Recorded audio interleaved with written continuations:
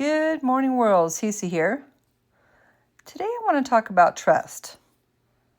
And I'm not talking about trusting your significant other or your kids, nor am I talking about trusting your boss or coworkers or even your friends. I'm talking about trusting yourself. You know, it's funny. For most of my life, when I heard the word trust, I always thought about somebody else. Can I trust them? Or will they do what they say they're going to do? Or will they be there when I need them? And friends, these are all fair questions. We all have had people let us down. But lately I've been thinking maybe I've been asking the wrong question, or better yet, the wrong person. Maybe the better question is, can I trust me? Now, before you answer that too quickly, think about that for a minute. When you tell yourself you're going to do something, what happens? And I'm not talking about the big stuff. Let's forget about the giant goals for a minute. I'm talking about the little things, the things nobody else sees. You tell yourself you're going to make the phone call and have that important conversation, or possibly tell yourself you're finally going to deal with that thing you've been putting off. And then what? Looking back at my own life, there were a lot of times I didn't really know what the answer was. I didn't know how things would turn out, and I surely didn't know what my future was going to look like. But if I'm being honest, there were plenty of times I knew enough.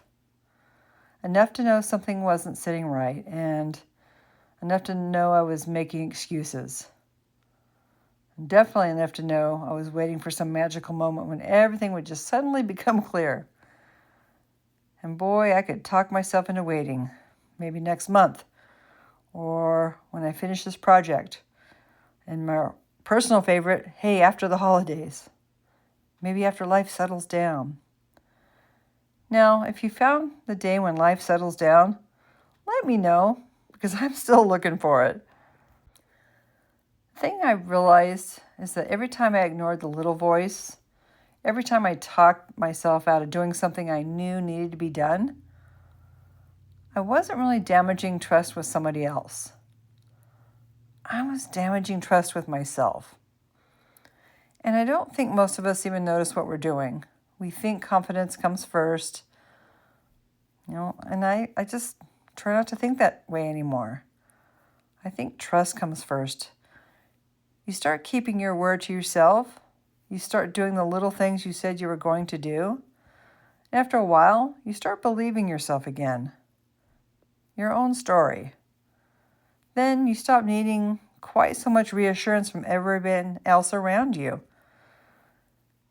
And seriously, you stop second-guessing every decision.